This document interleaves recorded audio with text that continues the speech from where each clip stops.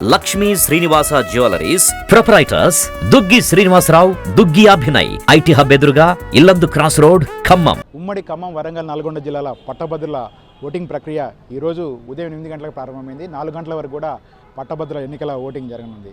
అయితే అసెంబ్లీ ఎన్నికలకు భిన్నంగా పట్టభద్రుల ఓటింగ్ ప్రక్రియ సాగుతున్న పరిస్థితి కనిపిస్తూ ఉంది. అటు వరంగల్ కానీ, ఇటు నల్గొండ కానీ, ఖమ్మం కానీ ఎక్కడ చూసినా కానీ ఉదయం 8 గంటలకు పోలింగ్ ప్రారంభమైనప్పుడు కూడా చాలా మందకొడిగా సాగుతున్న పరిస్థితి కనిపిస్తూ ఉంది.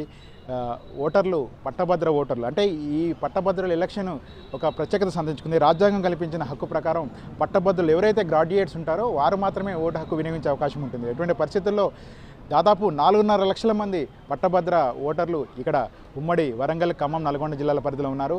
ఇప్పటి వరకు కేవలం 1,50,000 మంది మాత్రమే ఓటు హక్కు వినియోగించుకున్నారు. మరికొన్ని గంటల్లో పోలింగ్ ప్రక్రియ కూడా ముగిసే అవకాశం ఉంది. ఇటువంటి పరిస్థితుల్లో పట్టభద్రులందరూ కూడా తమ బాధ్యతగా భావించి ఓటు హక్కు వినియోగించుకోవాలని కూడా ఎన్నికల కమిషన్ కోరుతా ఉంది. మరొకవైపు ఈ ఎన్నికల ప్రక్రియ సాధారణ ఎన్నికలకు పోటీగా ధీటుగా సాగిన పరిస్థితి కనిపిస్తూ ఉంది. ఒకవైపు కాంగ్రెస్ నుంచి తీన్మార్ మల్లన్న, బీఆర్ఎస్ నుంచి రాకేష్ రెడ్డి, బీజేపీ నుంచి ప్రేమేందర్ రెడ్డి, ఈ ముగ్గురు కూడా హోరాహోరీగా తలపడుతున్నారు. ఇటువంటి పరిస్థితుల్లో ఉన్నత విద్య చదువుకున్న పట్టభద్రుల న్యాయ నిర్ణేతలుగా మారి ఎటు ఓటు వేసిన అంశం మాత్రం సర్వత్రా ఉత్కంఠ కలిగిస్తూ ఉంది. పట్టభద్ర ఎన్నికల్లో ఫలితం ఎలా ఉండబోతుంది అనే అంశంపై ఈరోజు జరిగే పోలింగ్ పర్సంటేజ్ ఆధారంగా ఆధారపడబోతూ ఉంది. ప్రస్తుతం మనం ఖమ్మం ఇందిరానగర్ ఎలక్షన్ బూత్ వద్ద ఉన్నాము. ఇక్కడ మాత్రం కొంత కోలాహలం కనిపిస్తూ ఉంది. యంగ్స్టర్స్ కానీ, చదువుకున్న విద్యావంతులు కానీ ఓటు వేసేందుకు తరలి రావడంతో ఈ పోలింగ్ కేంద్రం ఉత్సాహం కనిపిస్తుంది. మనతో కొంతమంది ఓటర్లు ఉన్నారు, వారితో మాట్లాడదాం. అన్న చెప్పండి, ఎలా ఉంది ఇక్కడ ఓటింగ్ ప్రక్రియ, ఎలా సాగుతూ ఉంది చెప్పండి. ఓటింగ్ అంటే అంత ఉధృతంగా అయితే నడవట్లేదన్న, మందకొడిగి నడుస్తున్నది.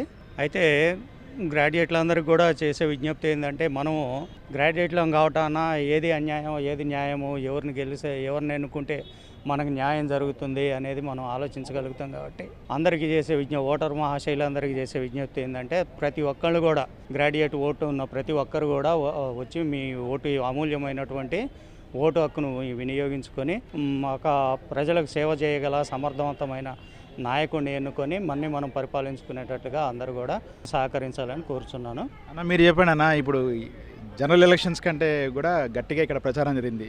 ఈసారి జరుగుతున్న గ్రాడ్యుయేట్స్ ఎమ్మెల్సీ ఎలక్షన్ ఎట్లుంది ఇక్కడ పరిస్థితి?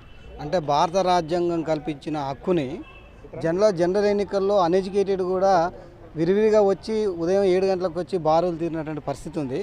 కానీ ఎమ్మెల్సీ అంటే పట్టాభద్రులు అంటే డిగ్రీ పాస్ అయినటువంటి వాళ్ళు, అంటే చైతన్యవంతమైన వాళ్ళకి మాత్రమే ఈ ఓటు హక్కు ఉంది. కానీ దాని జనరల్ ఎన్నికల కన్నా భిన్నంగా ఇవాళ మందకొండిగా జరుగుతున్నటువంటి పరిస్థితి ఉన్నది.